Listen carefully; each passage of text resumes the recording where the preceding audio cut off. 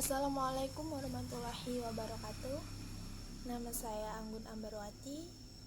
Saya dari Prodi Bimbingan dan Konseling di Fakultas Keguruan dan Ilmu Pendidikan Universitas Muhammadiyah Pringsewu, Lampung. Untuk memenuhi tugas dari mata kuliah Pendidikan Ilmu Budaya Anti Korupsi, saya ingin menjelaskan tentang dampak masif korupsi di bidang sosial.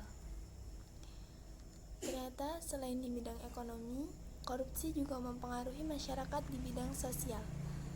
Ada 3 dampak yang mempengaruhi di bidang sosial, yaitu yang pertama, kemiskinan masyarakat yang semakin meningkat.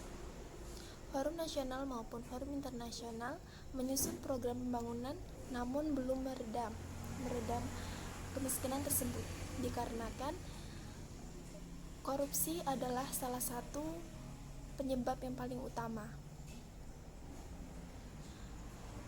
Mahatma Gandhi pernah berkata, dunia ini cukup untuk memenuhi kebutuhan semua orang, tapi tidak akan memenuhi kebutuhan satu orang yang serakah, sehingga hal tersebut dapat dikaitkan dengan si pejabat yang korupsi. Karena terjadinya korupsi tersebut, APBD dan APBN pun kurang, sehingga membuat pemerintah melakukan kebijakan, salah satunya yaitu kenaikan BBM. Kenaikan BBM justru malah membuat semua barang makanan, bahan-bahan pokok itu semakin meningkat juga, sehingga membuat masyarakat semakin miskin. Pemerintah bukannya meminta koruptor untuk mengembalikan semua uang-uangnya, justru malah membuat kebijakan yang dapat memiskinkan masyarakat. Contoh ini dapat diambil di negara Indonesia. Dan yang kedua yaitu tingginya tingkat kriminalitas di suatu negara. Tingkat kriminalitas yang tinggi membuat negara tersebut merupakan negara yang terlihat bahwa keuangan atau ekonominya yang rendah, sehingga negara tersebut dikatakan negara yang sulit untuk melakukan pembangunan. Apa salah satu penyebabnya? Salah satu penyebabnya yaitu pejabat-pejabat yang tidak amanah atau pejabat yang melakukan korupsi. Karena tingginya tingkat kriminalitas yang disebabkan oleh korupsi, banyak masyarakat Indonesia, contohnya di Indonesia, yang melakukan alih profesi sebagai pencuri, begal, dan tindakan kriminal yang lainnya. Dapat dikatakan bahwa jika korupsi di Indonesia tidak dapat ditanggulangi dan menurunkan ekonomi di negara Indonesia, maka kriminalitas akan semakin meningkat setiap tahun. Dan yang ketiga adalah terjadinya demoralisasi bangsa. Apa itu demoralisasi? Demoralisasi adalah kerusakan akhlak atau menurunnya moral yang ada di suatu individu. Contohnya adalah tindak pidana korupsi yang dilakukan oleh para koruptor.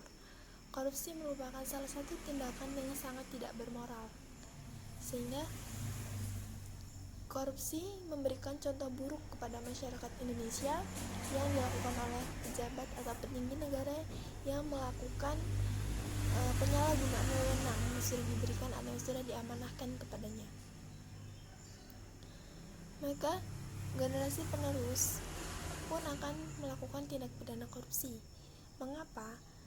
Karena tindak pidana korupsi yang akan semakin terjadi di Indonesia, dan apalagi zaman sekarang adalah zaman yang canggih, teknologi semakin canggih, sehingga banyak generasi penerus bangsa yang mudah mengakses informasi.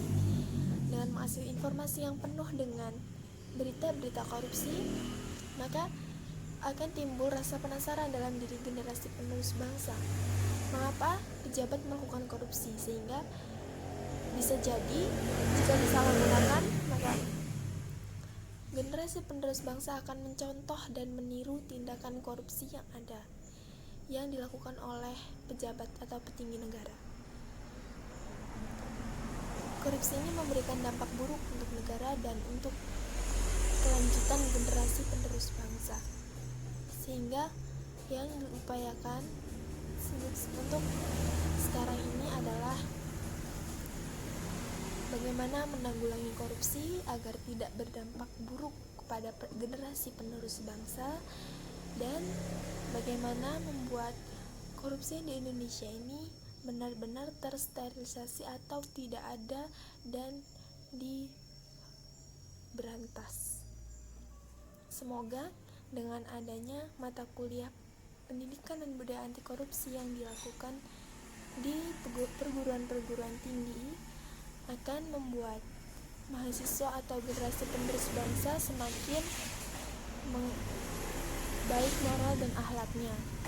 Demikian penjelasan dari saya, kurang lebihnya saya mohon maaf. Saya